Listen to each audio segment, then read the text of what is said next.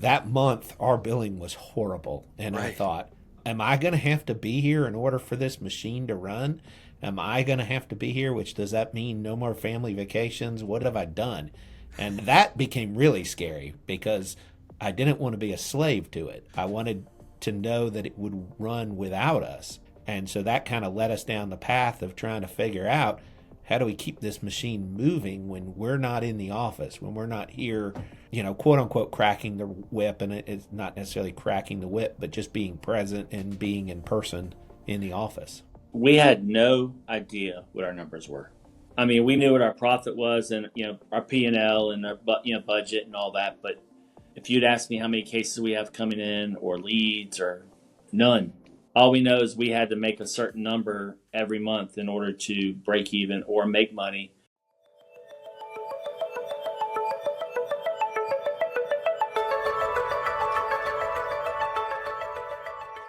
Hey, law firm owner, welcome to the Your Practice Mastered podcast. We're your hosts. I'm MPS. And I'm Richard James. Hey, MPS, I always say this, we got a great show planned for you, but I mean that specifically today because we have two of our favorite members in the room, Tyler Van Leuven as well as Jim Sorenson. And one of the things that makes them my favorite is because when they came into our world, they come from a practice area that I really didn't expect. Like they walked up to me and told me that they focus on working with credit unions. And it was the first time I'd ever walked into that particular practice area. And in the beginning, I wasn't sure, were we going to be a fit or a match? And they have fit right into our community because they are business-minded attorneys who own a law firm. And I don't know, I've really enjoyed getting to know the both of you, watching your growth, watching you implement, and hearing all the stories of your success. So Tyler, Jim, welcome to the show today. Thanks for having us. Yeah, thank you. We're excited to be here. Cool. We're excited to have you. And to kind of break the ice a little bit for everyone listening, we like to start with a little get to know you. So what's something that maybe not everyone knows about you? And either one of you could take this to start. I'll go first. So one of the things that not a lot of people know about me is in college, I was a collegiate debater. I did collegiate debate and won a national title in collegiate debate. So at that time, I wasn't sure. I wanted to be a lawyer. It was interesting. A lot of the people on the debate team all intended to be a lawyer. Several of those did not go on to be a lawyer. I, of course, went on to be a lawyer. But yeah, that's something that a lot of people don't know about me. MPS, this is why we don't debate with our clients. I feel like the whole debate team probably could have been lawyers, but whether or not they chose to be was a different story. But that's exactly right. Experts in verbal judo, as we say. That's yes. correct. Yes. As to myself, I'm the father of 3 awesome daughters, and I never would have thought I'd be that. And that did not make me lose my hair. I was already losing my hair at like 20. I took after my grandfather, so that's. You have 3 daughters. Yes. I have 2 boys, as you know, and I have a friend of mine who has 3 daughters as well. And his youngest daughter, he had her a little bit later in life. She's just turned 16. And my boys were forced to save as much money as they could, and then we would match it. And it usually meant they bought some very, very entry-level vehicle. And his daughter at 16, he showed me a picture of her gift. It was a softly used BMW SUV with a custom wrap. And I go, what's wrong with you? He goes, you don't have girls. I go, oh, maybe this is the thing. I don't know. So apparently he said she has him wrapped around her little finger. Is that the truth in your house as well? 100% the truth. I mean, when I turned 16, my parents gave me a Chrysler LeBaron station wagon with the wood paneling that did not run. My daughter got a slightly used Volkswagen Tiguan. So that's great with a leather sunroof, the whole 9 yards. All the added luxuries of the vehicle. Yeah. Jim knows. He can attest that pretty much what they want, they get. That is true. That is true. Oh, that's great. Well, you know what? We're just human. That's all there is to it. Yep. We're just human. Yep. So listen, That it is. I think MPS, let's dive into it, right? I'm excited because because these are two gentlemen who own businesses. They own a law firm, but they sell to other businesses. That's their clients, right? And so I love that dynamic, but I'm excited to hear their journey because I don't know that I've ever heard their full journey, and I'm excited to hear about it. Yeah, and it's nice to see the different perspective of the B2B side of things. So I think this will offer a unique view, and so I'm too looking forward to the journey. You guys can choose who wants to kick it off, but I'd love to hear the high points of your entrepreneurial journey as law firm owners, and then obviously how you came together too. I'd love to hear that. Yeah, I'll start us off, and then Tyler can add anything that he thinks I missed or wants to clarify. So I started in working with credit unions when I was actually in law school, went to clerk for a lawyer who I ended up going to work for, who was kind of my mentor. He was in a law firm, and I became his associate, and 4 or 5 years into it became a partner owner. That at that time I did not really think of myself in the entrepreneurial lane. I was a lawyer first. I wasn't a business owner first. And I ended up hiring Tyler. He was my first associate. And Tyler came to work for us over time. Our area of the firm grew, and we continued working together, Tyler and I, in that firm, and built a team. And in 2016, things started to happen at that firm. The gentleman who had mentored me and brought me into the industry was kind of approaching retirement, and some things were changing within the firm. And Tyler and I decided to leave, and we started our own firm in 2017. And if Tyler had had hair then, it probably would have fallen out. It was scary. My hair went gray at that point. We decided we would try to take our team with us and take our clients, and wasn't sure how it was going to work. If I remember correctly, all but one of our clients followed us, and our staff stayed with us, and we launched out in this new arena where we were now doing everything. So we went from a firm with several partners and to just Tyler and I. And we had to start learning the business aspect. There was a lot of parts that were run by a professional who was a business manager.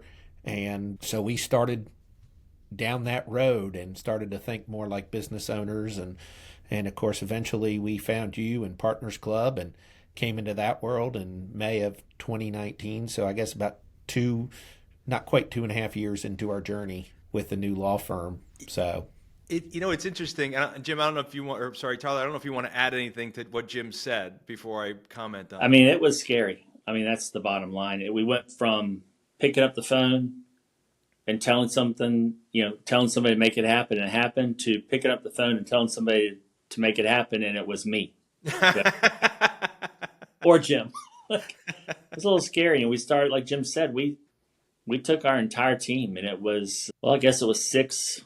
I mean, it was Jim and myself and 4 attorneys and 21 staff people with 0 revenue. So it was a little anxious. And hoping like heck that. So, okay, some details. So roughly, you could, were you both making like north of 200 each or less than 200 each from that other firm? I was making north of it. Tyler was making less than that, I believe. Okay. So, but still, it's not like you were leaving because you were underpaid. You know what I mean? Underpaid, right? You were paid, whether it's well or not, it can be defined, of course. But, you were earning. It was kind of income that your family could live off of. And as you said, you didn't see yourselves necessarily as entrepreneurial, but you didn't love the direction the firm was going. And the mentor who you had loyalty to was retiring, and probably with some sort of conversation with them and blessing from them, you're like, it's time to go off on our own. And so I can imagine that conversation with you and your spouses, and you're like, we're going to do this. But, I don't find this to be, maybe you could tell me, I don't find this to be an uncommon story. Michael, it's not regular. We hear the attorney comes to us and go, you know what? I knew I was going to own a law firm from the day that I went into law school. I was going to be a law firm owner, and I was going to start my own shop. I mean, it happens, but more often than not, I got into this practice area because I started working for this firm, and they mentored me, and I fell in love with the practice area, and then something happened, X happened, and I decided that I was going to go off on my own, whatever that X thing was. And now they find themselves owning a law firm that they didn't expect that they were going to do. And so I guess my question, if I have one, is, do you regret that decision, Jim? Do you regret that decision, Tyler? No, day goes by as I don't regret it. I mean, it was a blessing in disguise. It was. Yeah, I agree. I don't regret it. There have certainly been some tough times, like Tyler said, bringing in 21 staff people the first couple months of, are we going to make payroll? How is this going to work? We had some money in the bank Tyler had some money in the bank and I had some money in the bank, but, we didn't want to raid our children's college funds and dip into our retirement. But we didn't know how this was going to happen. And so, but no, I've not regretted it at all. Yeah, that could have easily been a $90,000 to $150,000 commitment month one, depending, somewhere in that range, right? Yeah. So yeah, that's no joke. MPS, we don't see that. I don't think we see this very often, where they start with that level of liability commitment, however we want to put it, right? That level of commitment they're going to have to make. But we see this story more often than not, that a law firm owner out there decides to make the leap, and then they found themselves in that business that they didn't realize all the things that happened behind the scenes. And maybe they knew about it intellectually, but the actual doing of it, they weren't necessarily prepared they were going to be faced with. Is that fair, Michael? Yeah, it's definitely fair. I'm talk about being thrown in the deep end on that one. Carrying over 21 employees and 4 attorneys, that's that's a heck of a leap. But I'm curious to hear from you guys as you kicked into it, and I'm sure there were several, but what would you say was the biggest challenge that you guys encountered, and what'd you do to solve it? Yeah, I would say, the biggest challenge and kind of what led us into your world was, I did not want to feel like I was going to be tied to the office all the time. I remember Tyler and I were trying some different things to motivate staff and to keep work running. And, we had that first year or first couple months, I think people were excited, so they went well. And then we had a month where Tyler and I both had some business travel because of the type of work we do. A lot of our leads come from attending events, credit union events.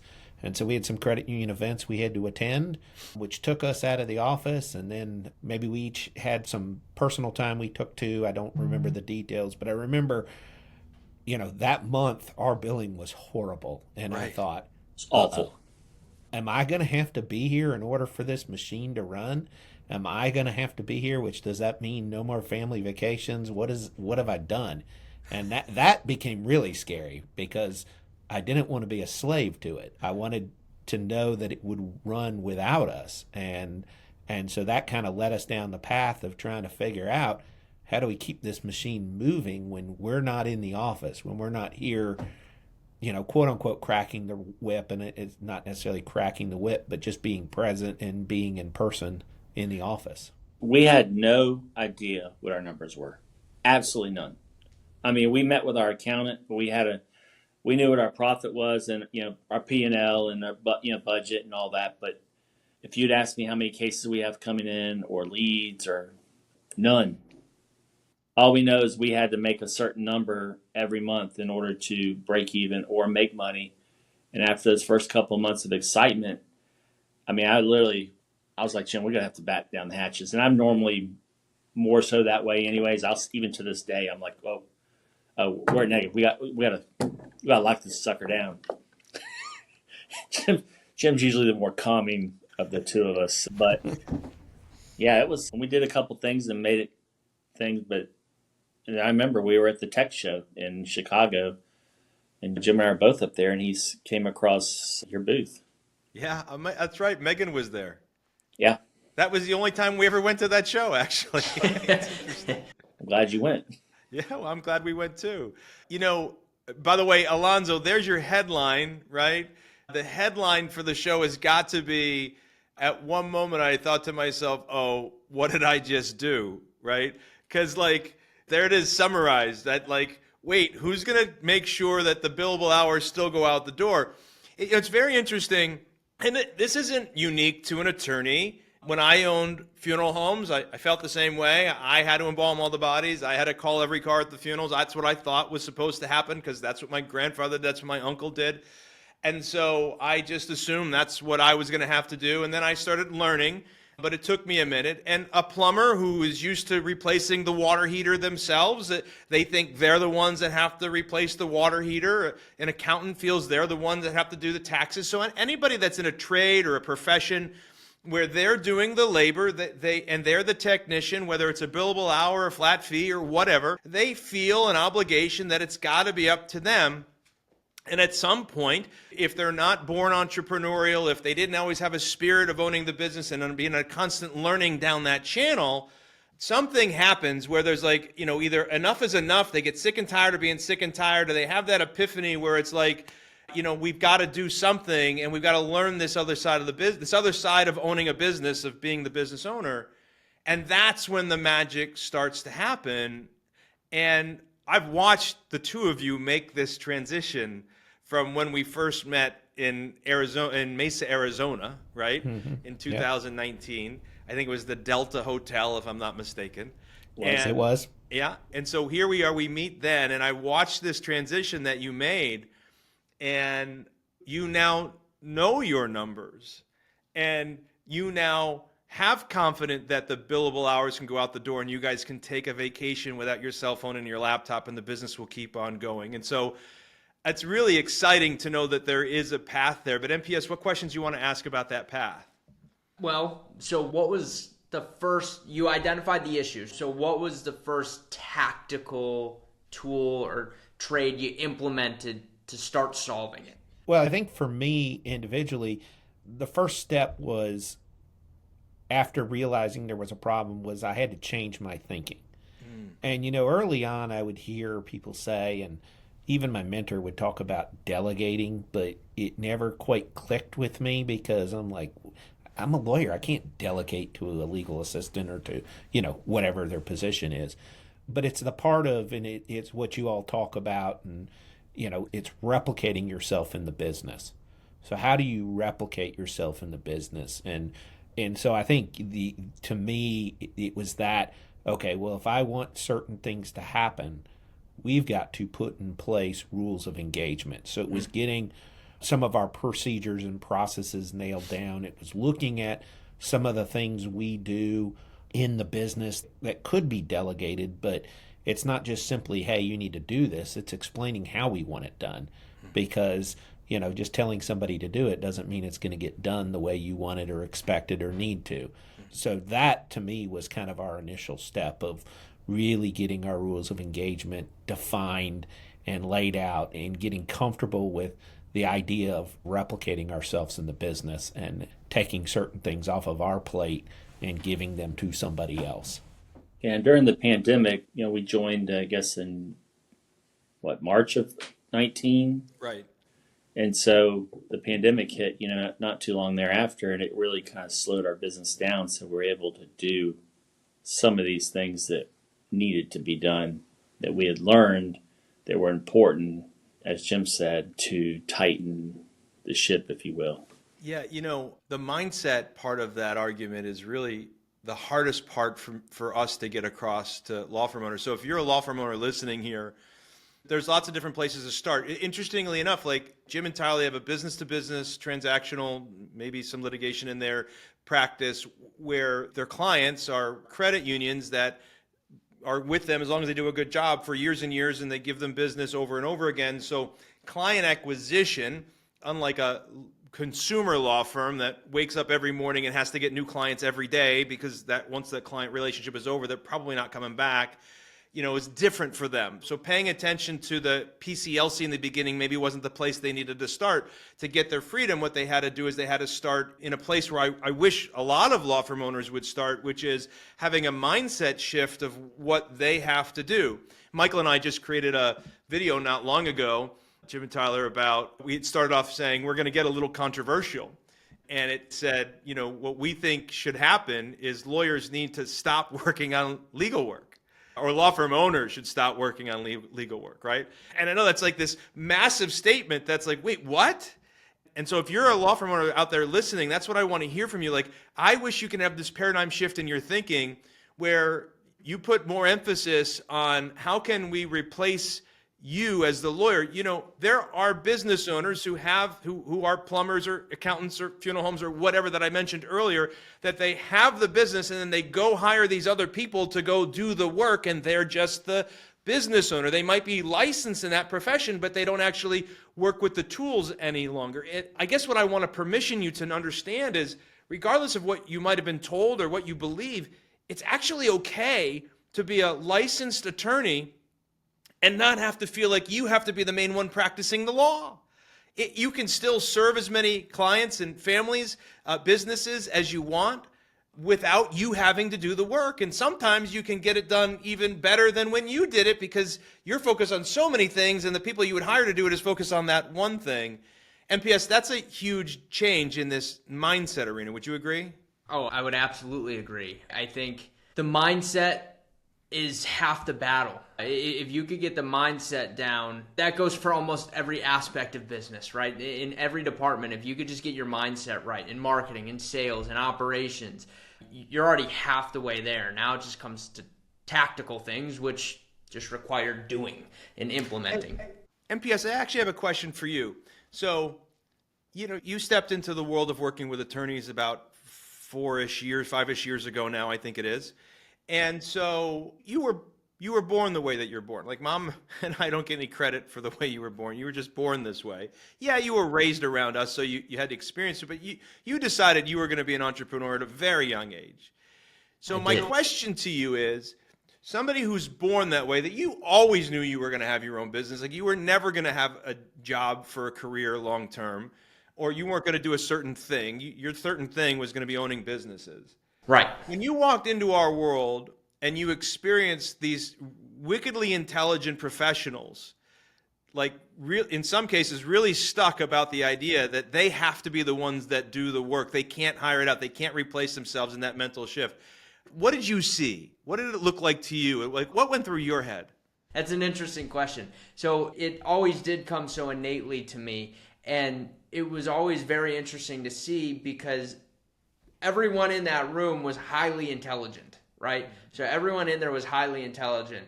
So the experience of them not quite getting just that little shift of like, all right, if we just look at this just a little bit differently, is very interesting to see. But the flip side's also true, which is the moment they did have that light bulb moment and the switch did flip, well, then it was like just throwing gasoline on the fire, because now they're highly intelligent and made the switch flip. And so now they just go in like gangbusters and they got it and they're like in. And so that was also cool. It was always fascinating to see the other side, and it usually took necessity to create that switch, right? Something had to happen for them to flip the switch, but when they did, it was fun to watch. Yeah. I'm curious, Jim and Tyler, you guys have had this very exciting journey, and here you are today, but what's got you both fired up and excited today? Could be business, could be personal, could be both. I would say for me, it's a combination of business and personal, but we last month dropped our youngest off to college. So my wife and I are kind of entered that new phase of being empty nesters. And so much of my wife's time has been spent with the children. We have 4 children. And she, of course, has recently started working with us in the business. But just the freedom her and I have now to do some things we weren't able to do when our kids were younger, and we had kids in school and wanted to be there for their events and their activities, and so this new phase of life, and how that's going to allow me to do some things that my wife and I have wanted to do. We just got back a week and a half ago from Scotland and Ireland and had a great trip over there, and didn't have to check into the office, and those were the things that I was worried about 4 or 5 years ago. So those are the things that are really exciting to me, and kind of that change of life. Yeah, for myself, I'm the total opposite of Jim. Next year I'll have all 3 of mine in high school. So I'll have a senior, a sophomore, and a freshman. So I'm excited about getting them out of the house. I mean, I love them to death. Don't get me wrong. I absolutely love them to death, and they know that. But it will be nice to move on to the out of the house chapter. Tyler, we're recording this today, and Michael and Justin were out of the house at really young age. Justin left at 18 and moved to New York City by the time he was 19. And then he came back in the last year. He wanted to save up a bunch of dough, and we've watched him radically mature in the last year. And now he's working in the firm too, and he's doing amazing things. Even though he's professionally trained as a musician, he's become an incredible salesperson for us. And that's good. It's good for us. It's good for him because he can actually save up some dough. But it just happens that he's decided with the dough he saved, he wants to go on a bit of a walkabout. So he's going to travel to West Coast, then he's going to upper Northwest and spending some time there, and then meandering literally around the country over the next 3 months. And today is the day that he's leaving the house, and we are empty nesters now for the second time. And I will tell you that Maria is not taking it very well. She had, they left, we overcame it, we were empty nesters, went through the, whatever that grief cycle is, and they were gone and all was good, and we had our house back, and at some point we were like, ooh, that's great, there's nobody here. And then he came back, and now he's leaving after being here almost a year, and she's struggling with it a little bit today. So there's bittersweet watching them go, but it's very exciting to be able to have your freedom back. I have a side question for those that are listening that maybe are considering going out on their own and they think they need to have a partner, want to have a partner. How has the partnership worked for the two of you? And I know it works well because I see you interact all the time. I guess the better question is, how do you make it work so well? Because not all partnerships do work all that well. We're basically like brothers. So, Jim's seen me go through many seasons of life already. He's been through some awful girlfriends, my wife, children. I remember his children were little and coaching soccer. And, he's basically like a brother because I don't have a brother. And I've got two younger sisters. So it's basically like a brother. So, have brothers. Sometimes we have disagreements. Yeah, but for the most part, right? I think our personalities complement each other. I think they always have. Areas that I'm stronger in than he may be not as strong and vice versa. So that's my take on it. I don't know how Jim feels about it, but I would assume it's kind of similar. Well, Jim, here's your chance. Yeah, it is. It is similar. I think what I would say is, it's like any other relationship. You have to value the difference. Yeah. Tyler and I aren't the same person. We have some similar interests. We enjoy similar things. We enjoy hanging out. But, just like my wife and I are very different in a lot of ways. Tyler and I are very different. And so, I don't know that I would want to be partners with someone just like me. I wouldn't want to be married to someone just like me. But you have to recognize that because sometimes the difference does frustrate people. And sometimes that leads to frustrations. And I'm sure there's times I frustrate Tyler. There's times Tyler frustrates me. But I think we do see the value each brings to the table and how those differences help make us stronger. Nice. Parting piece of advice from anybody and if you wanted to give your contact information, if anybody had any questions for you, but so I'd say one parting piece of advice for that attorney who's listening out there that might be frustrated, wondering what they got themselves into, and if they want to be able to contact you, how would they do that? Yeah, so the parting piece of advice I would give is, you've got to work on that mindset. You've got to realize that you're a business owner first. If you own the firm, you're a business owner first. You're a lawyer second. I know that's different than what we hear a lot in the legal world. And if someone wants to reach out to me, I'm happy to interact with them or help them or share with them more about our journey and what has worked and hasn't worked. I can be reached at jim, at svllaw.com, svllaw.com. Awesome. Thanks. Tyler? I think along the same lines as what Jim was saying, you got to also be willing to make the hard decisions. And they will put you in a very uncomfortable place, but, nobody likes them, but you just got to do it. That's the reality of business. And it's not because you're a hateful or spiteful person. It's just that you have to make decisions for the business that you wouldn't want to do, but are necessary in order to move the business forward for the good of everybody. All of our employees. So, and my email is tyler@svllaw.com. Cool. But yeah, I had to make one of those decisions today. So I understand. Uncomfortable, but They're uncomfortable, but this is the job we chose. So we'd better get good at making difficult decisions because our job is to mitigate risk or manage risk. MPS, where do you want to go from here? Well, Tyler, Jim, I just want to thank both of you for taking the time to be on today. This was good, and I really enjoyed the conversation, especially around mindset, because I think it's so important and under-discussed. And so I appreciate you guys doing that. And to the law firm owners listening, thank you. Thank you for taking the time to listen in. There was plenty of information to pull from today, so show Jim and Tyler some love down in the comments and hit that subscribe or follow button, depending on where you're listening or watching. But Jim, Tyler, thank you very much for being on today. thank you. Thank you for having us.